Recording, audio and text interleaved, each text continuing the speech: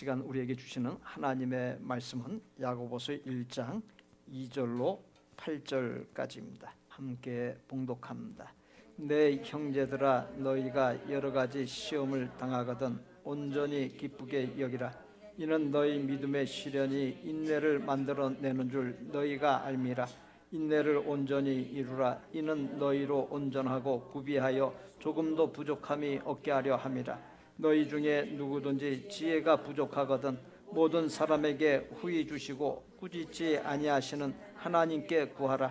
그리하면 주시리라. 오직 믿음으로 구하고 조금도 의심하지 말라. 의심하는 자는 마치 바람에 밀려 요동하는 바다 물결 같으니 이런 사람은 무엇이든지 주께 얻기를 생각하지 말라. 두 마음을 품어 모든 일에 정함이 없는 자로다. 유대교에서 경전 수준으로까지 중요하게 여기는 책인 탈무드에 나오는 이야기입니다. 한 랍비가 나귀 등에 닭 한 마리와 등불과 천막을 싣고 길을 가고 있었습니다. 목적지에 도착하려면 한참을 가야 하는데 날이 어두워졌습니다. 어쩔 수 없이 길가에서 유숙해야 할 처지가 되었습니다. 주위를 둘러보니 커다란 나무가 보였습니다. 그 나무 밑에 천막을 치고 자리를 잡았습니다. 잠자리에 들기 전에 성경을 읽고자 등불을 켰는데 그만 세찬 바람이 불어와 등불이 꺼지고 등불의 기름이 모두 쏟아지고 말았습니다. 어둠 속에서 잠을 청할 수밖에 없었습니다. 잠을 자고 일어나 보니 날마다 꼬끼어 소리를 내며 잠을 깨워주던 닭이 없어졌고 나무에 메어두었던 나귀가 맹수에 찢겨 죽어 있었습니다. 랍비는 여행 중에 꼭 있어야만 할 가장 기묘한 것들이 없어지자 도대체 앞으로 도착하기까지 그 먼 길을 어떻게 가라고 하나님께서 나에게 이러한 시련을 주시는가 하며 하나님을 향해서 원망이 터져 나왔습니다. 짐을 싸서 다시금 길을 나섰습니다. 얼마 못 가 유숙하던 곳에서 가까운 거리에 있는 마을에 도착했습니다. 지난밤에 어두워서 가까이에 마을이 있음을 몰랐던 것입니다. 그런데 마을이 강도떼의 습격을 받아 온통 불타고 모든 사람이 살해당한 것을 보았습니다. 랍비는 정신이 번쩍 들었습니다. 만약 지난밤에 그 마을이 근처에 있는 것이 눈에 들어왔다면 분명히 마을에서 잠을 잤을 것이고 자신 역시 강도떼에게 살해당하고 말았을 것이란 생각이 스쳐 지나갔습니다.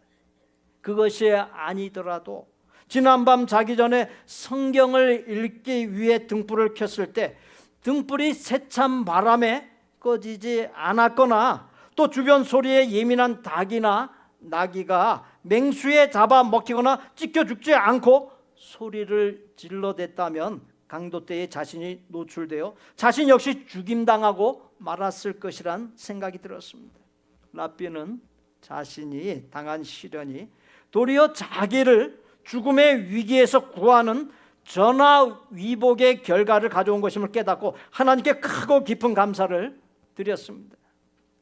이 전해드린 이야기가 이 자리에 우리에게 던지는 메시지가 무엇이겠습니까?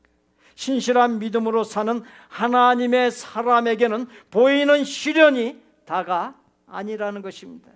시련 이면에 하나님의 보호하심, 복주심이 감추어져 있다는 것이 하나님께서는 신실한 믿음으로 사는 하나님의 사람에게 반드시 전화위복, 곧 시련 어려움을 복으로 바꾸는 은혜를 내려주시는 분이십니다. 우리가 예기치 못했던 어려움, 또 예상했던 어려움을 만날 때마다 위로와 힘과 소망을 주는 하나님의 말씀, 너무나도 잘 알고 있는 말씀이 있습니다. 로마서 8장 28절입니다. 함께 봉독합니다. 우리가 알거니와 하나님을 사랑하는 자 곧 그의 뜻대로 부르심을 입은 자들에게는 모든 것이 합력하여 선을 이루느니라. 아브라함의 나이 100세 그리고 그의 아내 사라의 나이 90세, 아기를 출산할 수 없는 노인의 나이였으나 하나님의 은혜로 출산하여 아들 이삭이 태어났습니다. 그런데 네 아들, 네 사랑하는 독자 이삭을 데리고 모리아 땅으로 가서 내가 네게 일러준 한 산 거기서 그를 번제로 드리라는 하나님의 지시를 받습니다. 아브라함의 나이 75세 때 아들을 주실 것이란 약속을 받았고, 약속을 받은 지 25년이 흘렀을 때 출산 능력이 끊어진 지 한참 뒤에 얻은 아들입니다. 우리는 보통 이삭을 번제로 드릴 무렵 이삭의 나이를 10대 소년인 것으로 알고 있습니다. 성경에 정확한 기록은 없지만 몇 곳의 기록과 탈무드와 유대 랍비 문헌들을 근거해 볼 때 이삭을 번제로 드릴 무렵 이삭의 나이를 25세에서 37세 사이로 추정하고 있습니다. 창세기 22장 6절에 아브라함이 이에 번제 나무를 가져다가 그의 아들 이삭에게 지우고 자기는 불과 칼을 손에 들고 두 사람이 동행하더니, 하나님의 지시이니 실행에 옮기기는 합니다만 생각해 보십시오. 아들 출생의 약속을 받은 지 25년 만에 출산할 수 없는 나이에 얻은 아들, 조강 지처인 사라를 통해 얻었고 대를 이을 아들, 얼마나 귀한 아들입니까? 얼마나 많은 사랑 속에서 남다르게 애지중지하면서 키웠겠습니까? 그런 아들인 이삭을 번제로 바치라고 하는 하나님의 지시는 아무리 생각해도 상식 밖의 지시로서 말이 안 되는 지시이지 않습니까? 창세기 22장 7절로 10절 말씀입니다. 함께 봉독합니다. 이삭이 그 아버지 아브라함에게 말하여 이르되 내 아버지여 하니 그가 이르되 내 아들아 내가 여기 있노라. 이삭이 이르되 불과 나무는 있거니와 번제할 어린 양은 어디 있나이까? 아브라함이 이르되 내 아들아 번제할 어린 양은 하나님이 자기를 위하여 친히 준비하시리라 하고 두 사람이 함께 나아가서 하나님이 그에게 일러주신 곳에 이른지라. 이에 아브라함이 그곳에 제단을 쌓고 나무를 벌려놓고 그의 아들 이삭을 결박하여 제단 나무 위에 놓고 손을 내밀어 칼을 잡고 그 아들을 잡으려 하니. 이 말씀에서 아버지 아브라함과 아들 이삭의 대화에 의하면 이삭은 자신이 번제물이 된다는 사실을 전혀 몰랐습니다. 제가 앞에서 번제물로 드려질 무렵 이삭의 나이를 몇 가지 근거에 의해 25세에서 37세 사이라 말씀드렸습니다. 생각해 보십시오. 아버지 아브라함은 노인이고 아들 이삭은 피가 끓고 힘이 솟는 청년의 때입니다. 아버지 아브라함이 청년의 아들을 번제로 드릴 나무 위로 결박할 때 이삭이 자신이 제물이 됨을 너무나도 잘 알았습니다. 아버지가 미쳤다고 괴성을 지르고 단번에 뿌리치고 도망치는 것이 상식이지 않습니까? 한참 때의 청년의 노인을 뿌리치는 것은 일도 아닙니다. 그런데 놀라운 것은 아브라함이 번제에 드릴 나무 위에 아들 이삭을 결박하고 칼을 들어 내리치려는 모든 행위에 이 아들 이삭이 그대로 순응했다는 사실입니다. 창세기 22장 12절로 14절 말씀입니다. 함께 봉독합니다. 사자가 이르시되 그 아이에게 네 손을 대지 말라. 그에게 아무 일도 하지 말라. 네가 네 아들 네 독자까지도 내게 아끼지 아니하였으니 내가 이제야 네가 하나님을 경외하는 줄을 아노라. 아브라함이 눈을 들어 살펴본즉 한 순양이 뒤에 있는데 뿔이 수풀에 걸려 있는지라. 아브라함이 가서 그 순양을 가져다가 아들을 대신하여 번제로 드렸더라. 아브라함이 그 땅 이름을 여호와 이레라 하였으므로 오늘날까지 사람들이 이르기를 여호와의 산에서 준비되리라 하더라. 칼을 들어 아들을 잡으려는 아브라함을 하나님의 사자가 가로막았습니다. 그래서 아브라함은 하나님께서 예비하신 양을 아들을 대신하여 번제물로 드렸고 그 땅 이름을 여호와께서 준비하심이란 뜻을 가진 여호와 이레라고 칭했습니다. 성경 연대로 추산해 보면 지금으로부터 약 4천여 년 전에 살았던 아브라함, 하나님의 지시를 따라 고향을 떠난 미지의 세계인 가나안 땅으로의 이주와 정착하기까지 얼마나 많은 어려움과 위기가 있었겠습니까? 그러나 하나님께서 택하신 자를 위해 준비하신 여호와 이레의 은혜로 그를 인도해 주셨습니다. 바로 아브라함의 하나님께서 아픔 많고 문제 많은 이 자리에 우리에게도 함께 하시어 우리를 여기까지 여호와 이레의 은혜로 인도하셨다는 사실을 믿으시기 바랍니다. 이 시간 함께 찬양하는 시간 같습니다.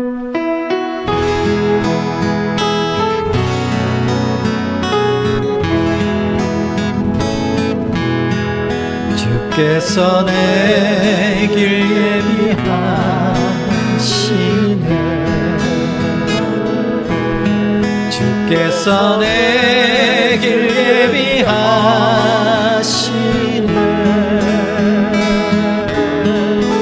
나의 하루하루 주를 위해 살리라. 주께서 내 길 예비하시네.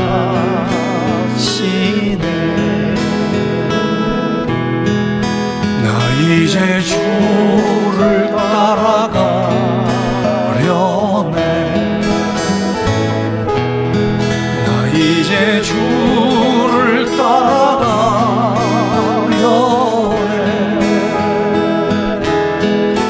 세상 죄길 버리고 생명 길을 찾아내.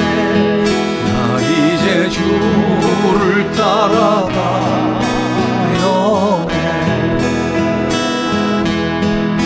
나 이제 겸손하게 살리라.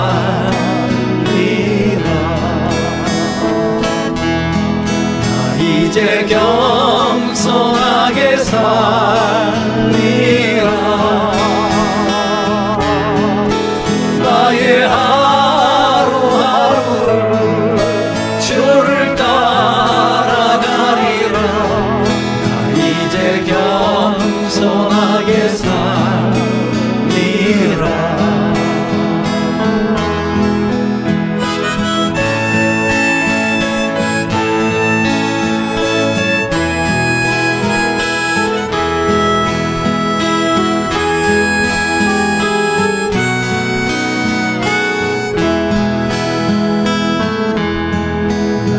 이제 기도하며 살리라.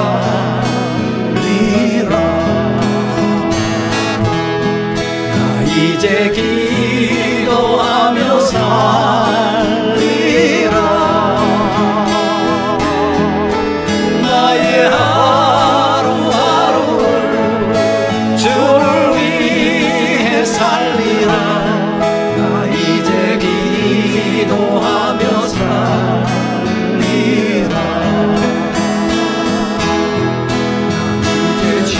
진실하게 살리라.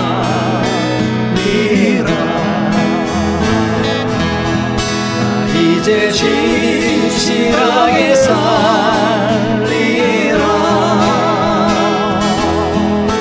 나의 하루하루를 주를 위해 살리라.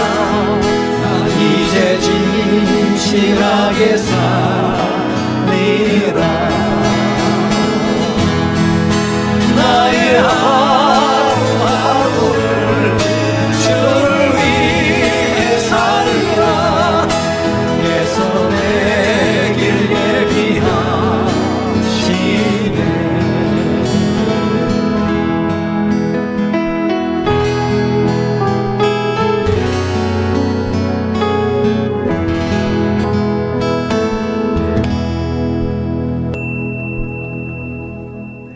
한순간 한순간 또 하루하루를 진실하게 살고 믿음으로 살고 이렇게 할 때 하나님께서 내 인생을 책임져 주시고 나의 모든 갈 길을 예비해 주십니다.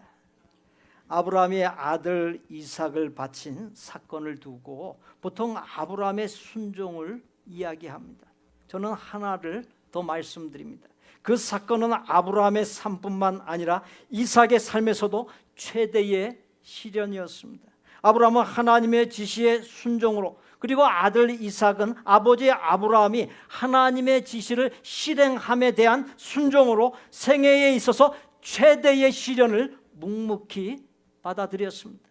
본문 2절로 4절 말씀입니다. 함께 봉독합니다. 내 형제들아, 너희가 여러 가지 시험을 당하거든 온전히 기쁘게 여기라. 이는 너희 믿음의 시련이 인내를 만들어내는 줄 너희가 알미라. 인내를 온전히 이루라. 이는 너희로 온전하고 구비하여 조금도 부족함이 없게 하려 함이라. 2절의 시험이란 말을 공동번역 성경에서 시련으로 번역했습니다. 나의 뜻과 상관없이 내가 원하든 원하지 않든 오는 시련, 무조건 받아야만 하는 시련이라면 어떻게 해야 합니까? 야고보서 저자는 이왕 받아야 하는 시련이기에 기쁘게 여기라 했습니다. 시련을 기쁘게 여긴다는 것은 그 자체가 맞지 않는 말입니다. 그런데도 시련을 기쁘게 여겨야 할 이유를 이어지는 3절의 기록에서 찾을 수 있습니다. 본문을 담고 있는 야고보서를 쓴 저자는 2절에 시련을 기쁘게 여기라고 하는 말을 3절에서 믿음의 시련으로 바꾸어 표현했습니다. 아브라함이 이삭을 번제물로 드리라는 인생 최대의 시련을 순종으로 묵묵히 받아들였을 때 상상을 뛰어넘는 하나님의 놀라운 복으로 응답해 주셨듯이, 또한 설교 처음에 들려드렸던 랍비 이야기에서 기묘한 것들을 상실함을 통해 그것들과 비교할 수 없는 생명을 건져주시는 하나님의 놀라운 복을 누리게 하셨듯이, 그 어떤 시련이든지 믿음의 관점에서 보면 시련 안에 나를 향한 하나님의 놀라우신 뜻과 복이 담겨 있음을 깨닫고 그 시련을 묵묵히 기쁘게 여길 수 있어야 한다는 것입니다. 아브라함이 자신의 생명이나 다름없는 아들 이삭을 번제물로 바치는 시련을 묵묵히 받아들이는 순종의 행위, 또 아들 이삭 역시 아버지 아브라함이 자신을 제물로 드리려는 시련을 묵묵히 받아들이는 순종의 행위 속에 하나님을 절대 신뢰하는 믿음이 있었습니다. 하나님을 절대 신뢰했기에 시련에 대해 인내할 수 있었고, 인내를 통해 하나님께서 인정하시는 온전함에 이르고 하나님께서 내리시는 그건 놀라운 복을 받아 누릴 수 있었습니다. 우리는 하나님께 두 가지 배짱을 보일 수 있어야 합니다. 하나는 그 어떤 시련에서든지 하나님을 절대 신뢰하는 배짱과, 또 다른 하나는 하나님을 절대 신뢰하면서 하나님의 응답하심, 역사하심, 액션을 취하실 때까지 인내하는 배짱입니다. 에베소서 5장 10절 말씀입니다. 주를 기쁘시게 할 것이 무엇인가 시험하여 보라. 하나님께서는 우리의 하나님을 절대 신뢰하는 배짱, 하나님을 절대 신뢰하는 가운데 하나님의 역사하심이 있게까지 인내하는 배짱을 기뻐하시고 반드시 놀라운 복을 부어주십니다. 그리고 우리를 성숙시키시고 온전하게 하셔 부족함이 없게 해주십니다. 영상을 따라서 함께 찬양드립니다. 주님 나를 부르시니 두려움 없이 배서 나가리라. 주님 나를 부르시니 주님 내게 오라시니 주님 보고 계시기에 의심치 않고 바다를 걸어가리라. 주님 보고 계시기에 주님 여기 계시기에 주님 여기 계시기에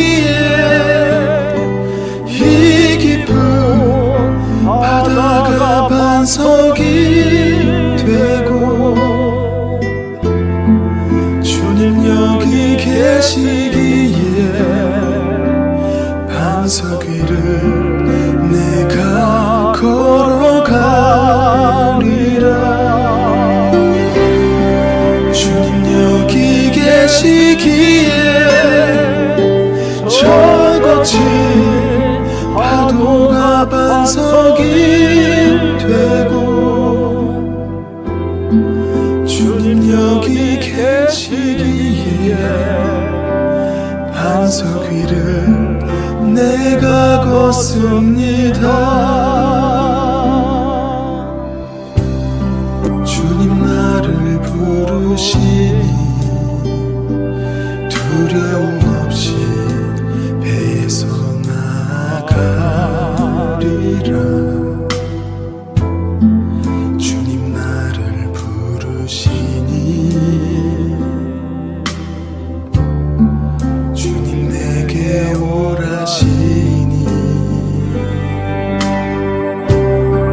주님 보고 계시기에 의심치 않고 바다를 걸어가리라. 주님 보고 계시기에 주님 여기 계시기에 주님 여기 계시기에 이 깊은 바다가 반석이 되고 주님 여기 계시기에 반석 위를 내가 걸어가리라. 주님 여기 계시기에 저것이 파도가 반석이 되고 주님 여기 계시기에 반석 위를 내가 걷습니다. 우리에게 원하지 않는 어려움과 아픔의 깊은 바다가 있고 거친 파도가 있지만 의심치 않고 어려움과 아픔의 깊은 바다와 거친 파도 가운데서도 나아갈 수 있습니다. 왜냐하면 우리의 주님이 보고 계시고 함께 계시기 때문이요, 우리의 주님께서 어려움과 아픔의 깊은 바다와 거친 파도를 반석이 되게 하시며 걸을 수 있게 하시기 때문입니다. 그러한 사실을 믿으시면 큰 목소리로 아멘 하십시오. 어떤 사람이 의인입니까? 하나님께서 우리가 착하다고 해서 의인이라 하시는 것일까요? 물론 내가 착한 것들이 있지만 반면에 이랬다 저랬다 변덕 부리고 심술 맞고 엉뚱하고 못된 것이 얼마나 많습니까? 결코 우리가 착해서 의인인 것이 아닙니다.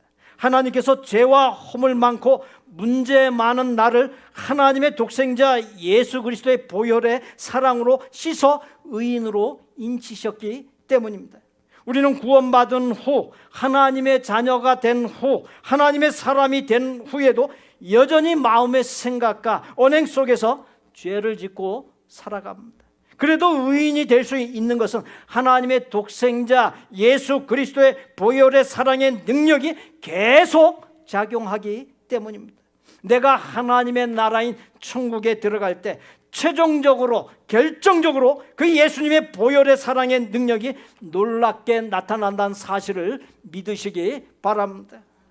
또 한 가지 우리가 의인이 될 수 있는 것은 하나님을 향한 믿음 때문입니다.